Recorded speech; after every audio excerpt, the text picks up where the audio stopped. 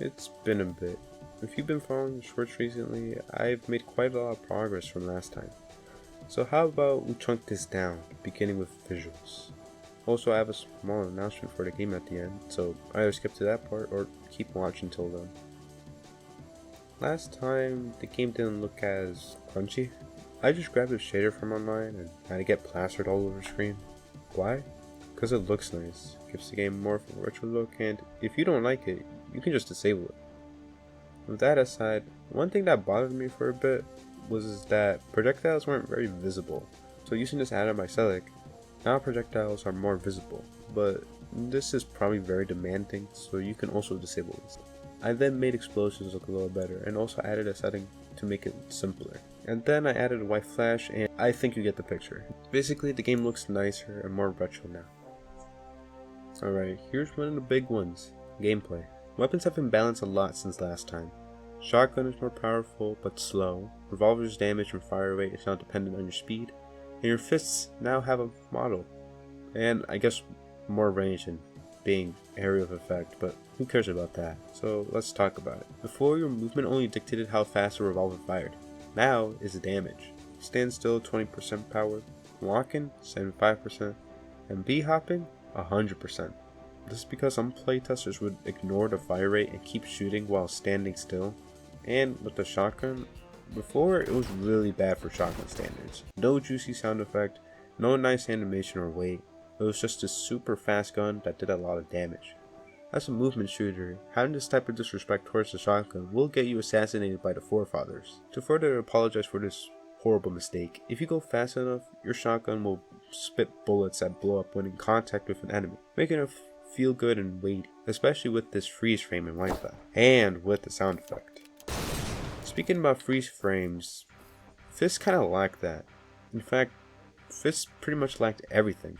For as much I was hyping it up, Fists before were a joke and practically unviable. So adding a new model and making it better mechanically and objectively, here's the old Fists and the new ones.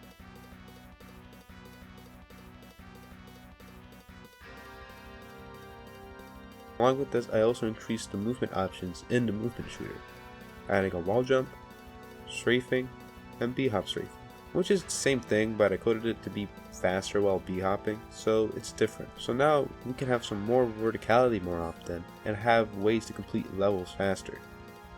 What was that about levels? Oh yeah, levels. Last time there were only 3 levels in the game, and I mean only 3, not even a 4th one in development. Now there are 10 levels I think all stand out. Either that be introducing a new mechanic or dumb gimmick.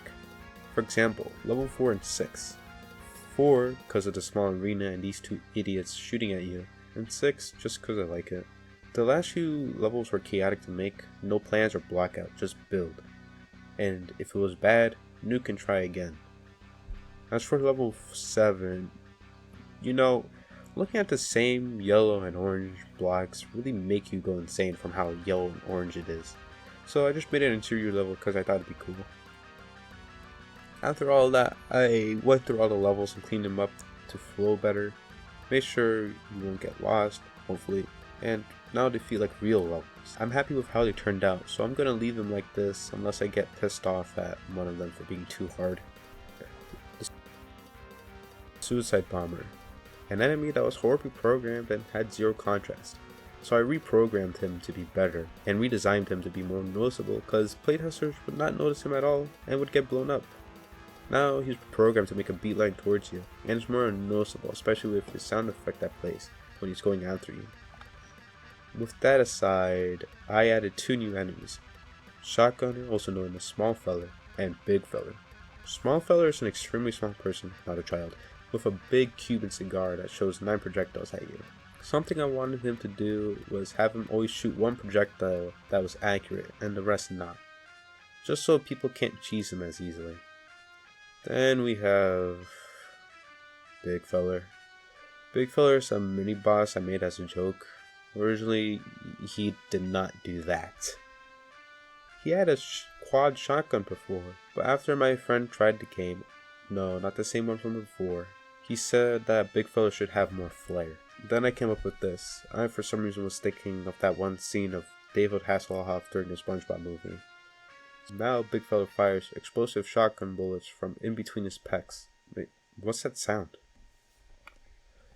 Hank! Mr. Milton is the first boss in the game, and he's basically here.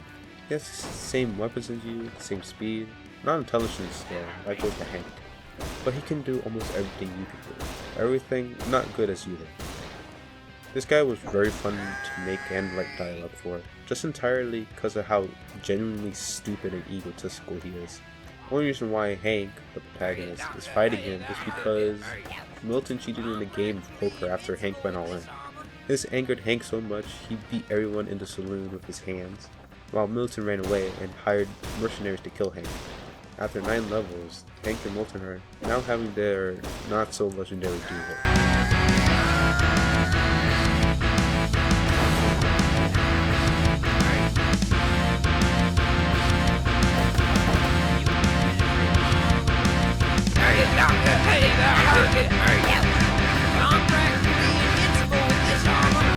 You probably noticed I'm not the one voicing him.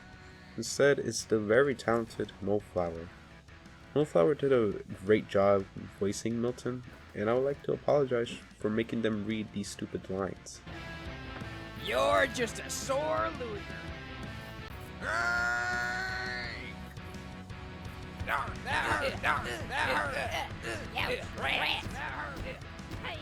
And also, speaking about voice acting, Hank also has a voice, and that's also by the other very talented Cabinet Clown. Clown did a great job voicing Hank. Just listen to him. Put on some new makeup. Oh, wait. You can't.